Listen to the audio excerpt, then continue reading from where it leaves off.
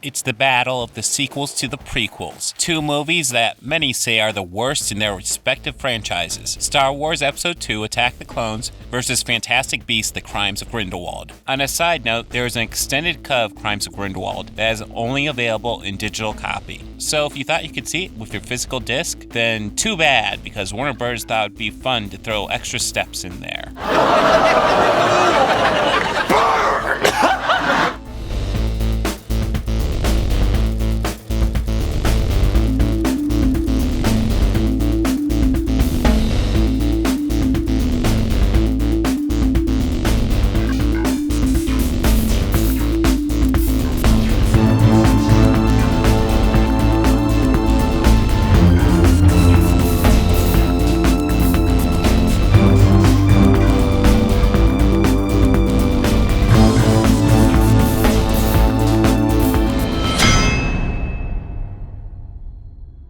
In The Crimes of Grindelwald, we have the titular Grindelwald, or Grindelwald, however you pronounce it, played by Johnny Depp. I remember in the 90s and even the early 2000s being interested in most any role Depp decided to take on. That excitement has waned quite a bit in the past decade plus of Depp films. In the past few years, he seems to have two modes. He's either completely over-the-top Jack Sparrow mode. Where's the rum gone?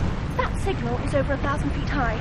The entire Royal Navy is out looking for me. Do you really think that there is even the slightest chance that they won't see it? But why is the rum gone? Or completely phoning it in Transcendence mode. The combined intellect of the neuroscientists, engineers, mathematicians, and hackers pales in comparison to even the most basic AI. I'm gonna just shut my eyes for a bit. Go on. I'm listening to everything you say, okay? Grindelwald is closer to Transcendence than Jack Sparrow, but certainly better than that at least. We see him right at the beginning use a magical creature to assist in a daring escape. So clearly, this is why the Fantastic Beasts are still in the title. We will see Newt, as he studies and tries to understand magical beasts, go up against Grindelwald, who uses these creatures for his own ends. He cares for them in his own way, but in reality, he simply uses them for his own gains. Or not. It seems like such a missed opportunity. When you have a character as eccentric as Newt set up as the hero of your franchise, it would only make sense to have the antagonist show an alternate path he could take. Maybe Grindelwald uses the creatures for his own ends. Maybe he hunts the creatures for sport. Maybe he found a way to drain the creatures of their magic and give himself their abilities. There are so many possibilities here, yet instead Grindelwald just comes off as Voldemort 2.0. We are told that he has a silver tongue and can convince other people to join him just by talking. We've had to change his guard 3 times. He's very persuasive. So we removed his tongue. Yet we never see any of this. When he meets Queenie, they cut away, and when he has his big show at the film's finale, he doesn't come off as convincing or charming or anything that would indicate he has any sort of manipulative powers. It would probably make more sense if they just said it was a power they had, like Kilgrave. Put it in your skull, Patsy! But nope. He's just this super charming guy that can talk you into doing anything, and the only evidence we have of this is a line of dialogue. So very weak. Attack the Clones has Count Dooku, played by the amazing Christopher Lee. He delivers a much better performance than Depp, yet has staggeringly bad dialogue. It is obvious that this contest cannot be decided by our knowledge of the Force, but by our skills with a lightsaber. That's quite a mouthful. I know. We're working on it. He also arrives very late in the movie, showing up at the 90-minute mark. There honestly isn't much to him. He's given no motivation for his actions. He does say a Sith has taken control of the Senate. What if I told you that the Republic was now under the control of the Dark Lord of the Sith? But then we see that he's in league with a Sith. It's unclear if he actually knows it's the same Sith, and it honestly doesn't matter. The only reason we have for his actions is that he is just the Sith apprentice to Darth Sidious, and I guess that's reason enough to be evil. I'm not happy at all with the way Grindelwald is handled in this movie, yet there's a lot more to him than we get of Dooku, so this point has to go to Wizarding World. Listen to me, the disapproval of cowards is praised and brave. Your name will be written in glory. In Attack of the Clones, the main heroes we follow are Ewan McGregor as Obi-Wan Kenobi and Hayden Christensen as Anakin Skywalker. Their dialogue is unbelievably bad and stilted. I haven't felt you this tense since we fell into that nest of gundarks. You fell into that nightmare, Master, and I rescued you, remember? Oh, yes. I just wanted to get that out of the way. McGregor wasn't all that great in The Phantom Menace. The reading is off the chart. Over 20,000. But here he seems to finally start to get a handle on how to deliver Lucas's dialogue. You want to buy some death sticks? You don't want to sell me death sticks. I don't want to sell you death sticks. You want to go home and rethink your life. I want to go home and rethink my life. Kenobi has no real arc or growth in the movie, and ends at where he began it as a character. But he is entertaining enough with reasonable motivations. Skywalker is quite a bit rougher, however. He spends entirely too much of the movie just whining. Must be frustrating. It's worse. He's overly critical. He never listens. He doesn't understand. It's not fair. No. He despised you. You were an embarrassment to him. Oh. Gonna cry? He has a love story with Padme that includes some of the most mocked lines of dialogue ever to be uttered in film history. I don't like sand. It's coarse and rough and irritating, and it gets everywhere. What's the matter? You got some sand in your vagina? The love story between these two is so forced. Padme is responding as if Anakin is being charming when he spends his time with her being whiny. The best scene they have is probably the bit in the field, but doesn't feel genuine. It feels very forced instead. It also doesn't help that large chunks of their romance is spent debating whether they should get together or talking about the out-of-nowhere kiss they had, or how they are so much in love that may be too much for them to handle. I've been dying a little bit each day since you came back into my life. What are you talking about? I love you.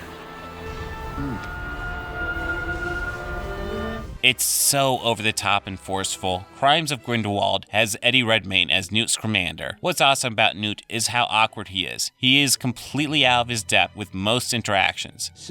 She just ran. I don't know.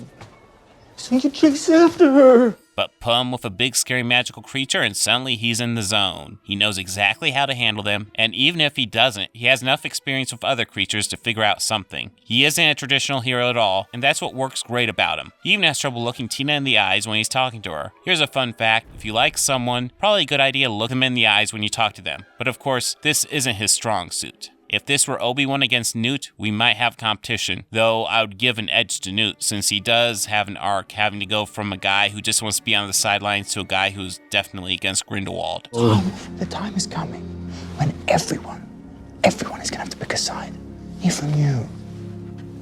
I don't do sides. But Anakin is too much a vital piece to be ignored, and with him, it's not even close. This is an easy point for Wizarding World. I've chosen my side.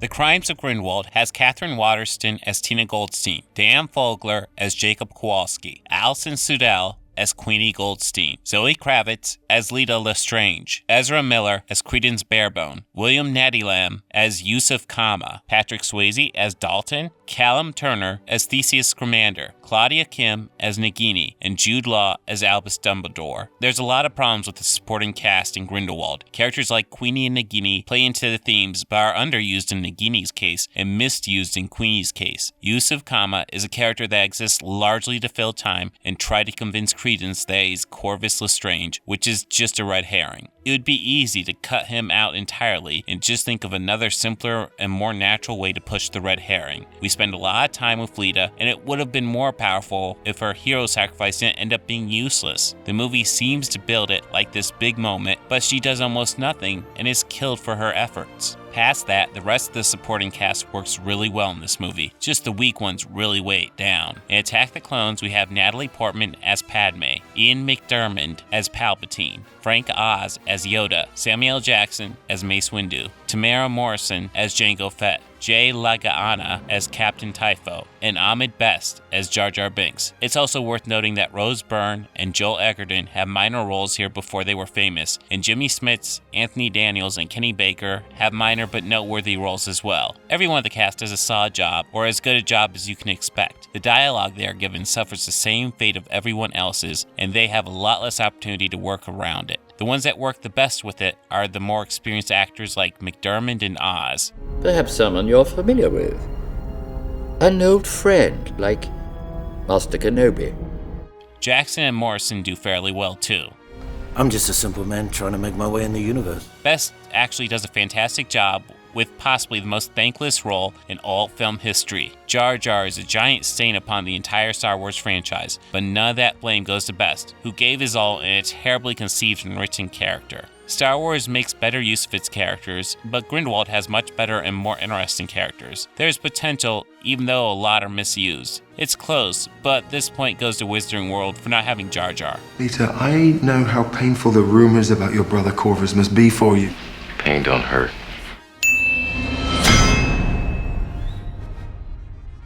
Attack of the Clones starts with an assassination attempt against Padme. Obi-Wan and Anakin are brought on board to protect her. Soon, Obi-Wan is sent to investigate who attacked the senator, while Anakin is left behind to protect her. Anakin and Padme get caught up in a love story that I've already talked about, while Obi-Wan's mystery leads him to a clone army hired by a dead Jedi Master. Overall, the mystery angle works to introduce the audience to the bigger threat of the looming war. Unfortunately, how Obi-Wan gets there is very reminiscent of Batman v Superman. Why did you say that name? Jango Fett uses a dart on Zam Wesell that is unique to a planet named Camino, very much like how the bullet that Lois finds leads her to Lex Luthor. However, Attack of the Clones works better. At least you could argue that it's a certain type of dart that Jango likes. Still stupid on his part to use a dart that would lead straight back to him, but at least he's not framing someone by using bullets that would lead straight to him. You could also argue that Palpatine had him use the darts to have Obi-Wan find the army and implement it against Dooku. But that requires an incredible amount of luck. If Obi-Wan doesn't get information from Dex, the plan fails. If the Jedi decide to ignore the suggestion and put someone else in charge of protecting Padme besides Obi-Wan and Anakin, his plan fails. If Dex actually has a brain fart and can't remember where the dart is from, his plan fails. If the Jedi choose to put someone else in charge of the investigation and leave both Obi-Wan and Anakin protecting Padme, the plan fails. But let's assume that another Jedi investigates and manages to get the information about the dart from another source. They still need to capture a Jedi for the plan to work. If the Jedi investigating the event isn't captured, there will be no need for Mace to bring his herd of Jedi to Dooku, and the plan fails. Final point being that Palpatine is one lucky dude for things to line up just as he needs them to. You would think if he could put all these pieces into place and predict them so perfectly, he probably should have also predicted that Anakin would betray him to protect his son. Obi-Wan spends a decent chunk of the film looking for Camino. He sees where it should be, and it even has a gravitational pull, but because it's not in the archives, he can't figure out what's up with it. He goes to Yoda's class where a child points out that it was deleted from the archives. Because someone erased it from the archive memory. Oh, well, no shit, Sherlock! Perhaps the most obvious answer ever. Yet we have to spend a decent amount of time with Obi-Wan while he tries to figure out this incredibly obvious fact. But that is a huge digression. Crimes of Grindelwald is about separation and division. It'd be easy to say that those are the same things, and in most instances you would be correct. However, the difference is explored here. Newt and Tina spend the beginning of the movie separated. They clearly would want to be together, but for reasons outside their control, they find themselves apart. Theseus and Leda are together, but are separated at the end of the movie. Dumbledore and Grindelwald are separated, and if they wanted to be together, they know it would never work. It's tough when one person is a full-time teacher completely dedicated to his job, and the other is a megalomaniac seeking world domination. It's tough to find time together. But I digress. Dumbledore and Grindelwald are also divided. Even if they decide to meet up, they can never be together. At the beginning, Queenie and Jacob are together, as well as Credence and Nagini. However, at the end, they are both separated and divided. The biggest problem with this movie is how they handled those relationships. At the beginning, we see Queenie has Jacob under a love spell. Even though they love each other, she fears he won't let them get married and jeopardize her future. It is established that she is crazy about him, and perhaps she intends to join Grindelwald to change the future so that the wizards in charge could change the rules so they might get married. Perhaps she'd be fine marrying Jacob once humanity is enslaved. If this is the case, what we need is a bit more to reinforce it. Say a line where Jacob tells Newt that he's crazy about Queenie, but she doesn't treat him like he's her equal, and doesn't seem to care about his feelings at all. That she treats him like he's not as good as she is. However, there's also the possibility that she's under the Imperious curse. Her cursing Jacob at the beginning could be foreshadowing Grindelwald cursing her. Then we again need more setup. All the implications here are way too subtle. This could be something as simple as Jacob at the end saying he knows something is up, and that the Queenie he knows would never join Grindelwald. Either way, Queenie's turn to the dark side seems like it should be a huge epic reveal, but comes completely out of nowhere and just leaves you dumbfounded to the point where it's almost laughable. The characters are doing things not out of natural progression, but because you have to have a twist. I actually really like the idea of one of the main characters deciding to join Grindelwald, that his ideas have a lure, but it has to feel natural. Queenie's turn feels about as unnatural as it can get. I would say Nagini needs development, but that implies there's anything to develop. Nagini needs a character. She just hangs out with Credence, and when Credence turns evil and she doesn't, I have no idea why. Maybe throw in a line that explains when she's a snake, she undergoes a personality shift. Give the audience a reason why this seemingly good person gets beheaded by Neville a few decades from now. We have quite a few unnecessary characters, the most obvious being Yusuf Kama, who seems to be there to pad the runtime. He kidnaps Tina and lures Jacob and Newt into his trap just so the three of them can reunite. A much easier way to do this would have been to have Tina track down the escaped magical creature from the circus and show her having trouble stopping the creature when suddenly she hears a bell, looks over, and...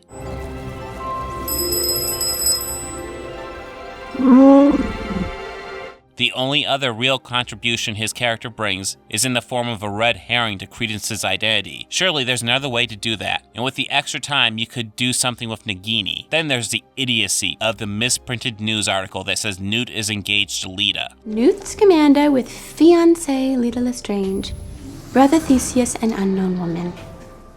No, so Theseus is marrying Lita, not me. Apparently, Tina reads this and gets involved with someone we never see in this movie. And instead of fix the silly mistake as soon as they meet, they prolong it as long as possible. Why not just have it be that Tina gets into a relationship with another person because she assumes Newt isn't interested? Because let's face it, the guy can be cold and awkward around other people. The misprinted news article is just lazy writing that goes nowhere. There are completely unnecessary and obnoxious flashbacks in this movie. The flashback with Lita and Newt at Hogwarts is completely unnecessary. Yusuf Kama's flashback is completely unnecessary. Even Lita's proves wasted when her hero sacrifice goes nowhere. The nonsense about Newt not being allowed to travel internationally and suffering no consequences for traveling internationally is again just lazy writing, a setup with no payoff. You could argue that perhaps the payoff is later, but that's not how movies work. You don't get to set up stuff in one movie for a future movie unless it flows naturally. The worst part of many Marvel movies is when they shove an Easter egg for another movie into the current one unnaturally. Your setup should flow. Maybe we get a payoff for this setup later, but the setup still hurts this movie unnecessarily. The movie should be a race against time. Credence has somehow survived the events of the first movie, and Grindelwald wants to recruit him. The Ministry wants Newt to find him first, but Newt refuses, then Dumbledore asks instead. This is the core of your story. The ticking clock. The chase. Who will get to Credence first? What should be Act 2? But instead, Grindelwald finds him with no pomp, and Credence joins him, and that's it. That should be the main story, but instead, it just bounces from one character to another character, giving us non-stop exposition and never giving the story a real goal. And when we get to the ending, rather than being concerned for our heroes, we are just exhausted by the non-stop doling out of information and are just happy to be done with this story that never ever went anywhere. When an audience feels relieved that the movie is over, that is a bad sign. Attack of the Clones has a clear narrative, unlike Crimes of Grindelwald. There is a clear sense of urgency with events going from beginning to end without the need for everyone to get a flashback. Point for Star Wars.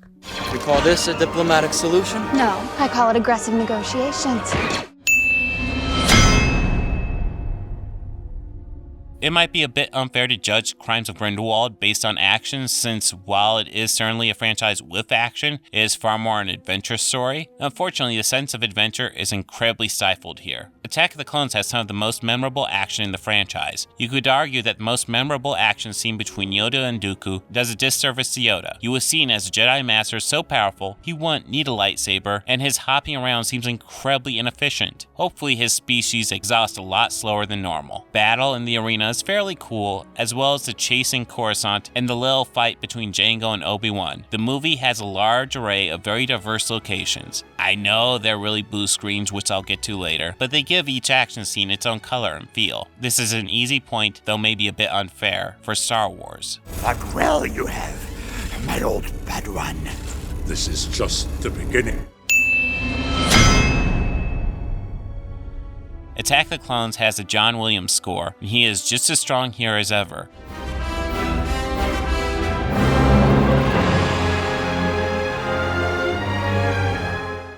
It also has a sound designed by Ben Burtt, who does his best work in the prequels here. The sound of the charges during the chase in the asteroid belt between Jango and Obi-Wan is a real standout.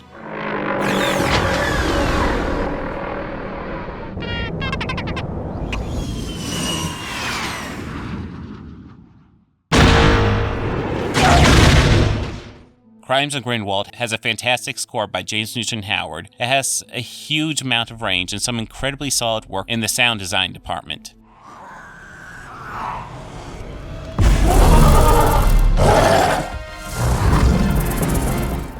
These movies are both incredible in sound. However, Star Wars is just an incredible force in the sound department in every film. Point for Star Wars.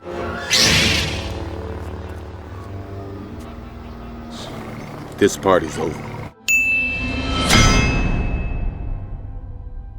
Crimes of Grindelwald is directed by David Yates, who is solid enough at tone and atmosphere, but the computer graphics in his Harry Potter movies are frequently lagging behind the times. This is likely because the studio rushes the film through its effects house, but Yates could still be doing more to ensure that as little of his shots as possible are reliant on CGI. Instead, he just does what he needs to do and lets the effects house do their work, and let that be. Still, he does use framing to help tell his story. I originally disliked the introduction of Newt when we get these uncomfortable close-ups, but upon retrospect, it's clear that he's establishing Newt's awkwardness with other humans, since until that moment, we just saw Newt with a creature and he was perfectly comfortable. I already brought up my issue with the CGI in these movies, but overall it's decent here. Not perfect, but there aren't any clear moments where it looks downright bad. The same cannot be said for Attack of the Clones. Attack of the Clones is extremely reliant on the computer graphics of the time. Last time I gave Spider-Man a pass for weaker computer graphics because they were pushing the technology forward at the time. This movie was released the same year and George Lucas was very clearly pushing graphics forward, and the work here is a step up from that in Spider-Man. There is a difference though. Spider-Man is smart enough to use a lot less of it, and what it does use, it mostly does at night to cover up the weaknesses of the graphics. Attack the Clones puts it all on display in full view. This is the first movie of a fully CGI Yoda, and he doesn't look as good here as in other movies, but the CGI work on him is solid. I wish the same could be said for Dex. He looked awful then, and he looks even worse now.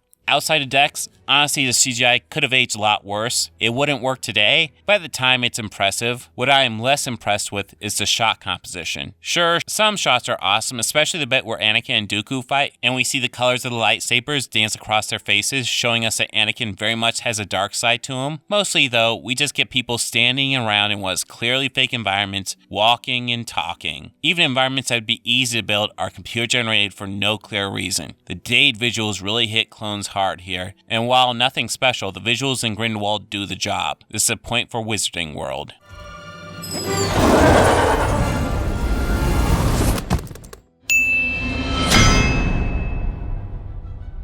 Both these movies are bad and represent the worst of their respective franchises. Attack the Clones is more straightforward, while Crimes of Grindelwald had some good ideas but was really sloppy in execution. The problem lies largely with the screenplays. George Lucas can come up with good stories but can't write good dialogue, meaning the actors have to be really talented to even somewhat make his lines believable. J.K. Rowling's issue is quite a bit different. She is used to writing books, and there you have time to develop multiple characters and storylines. Movies have to be more condensed, so characters get multiple tasks. In the Harry Potter movies, most of Dobby's role in the books went to Neville because it flows easier in the story. The movies don't have time to set up the kitchens in Hogwarts where Dobby works. So in Crimes of Grindelwald, you end up with a similar amount of characters you might end up with in a book, except all their roles had to be cut down, meaning many of the characters end up with storylines that flat out don't make sense or are underdeveloped non-existence. In the end, you have two talented people writing screenplays by themselves when they really need help fine-tuning the story elements. There is a difference though. Both these movies failed, and George Lucas followed up his movie with Revenge of the Sith, a movie that was better than the other prequels, but still fell victim to bad dialogue and forced story points. If you're not with me, then you're my enemy. Only a Sith deals in absolutes. J.K. Rowling's fate is unclear. Crimes of Grindelwald is a failure from a story point, but will she learn from her failure and turn out a strong Fantastic Beasts 3? Or will she fall victim to the same flaws that destroyed Crimes of Grindelwald? Only time will tell. You're always surprised with characters. I mean, in film, it's even more dramatic than it is in writing, because eventually you actually take a real person and stick them into that character. And that real person brings with him or her an enormous package of reality. I mean, 3PO is just a hunk of plastic. And without Tony Daniels in there, it just isn't anything at all. Special effects are just a tool, a means of telling a story. People have a tendency to confuse them as an end to themselves. A special effect without a story is a pretty boring thing.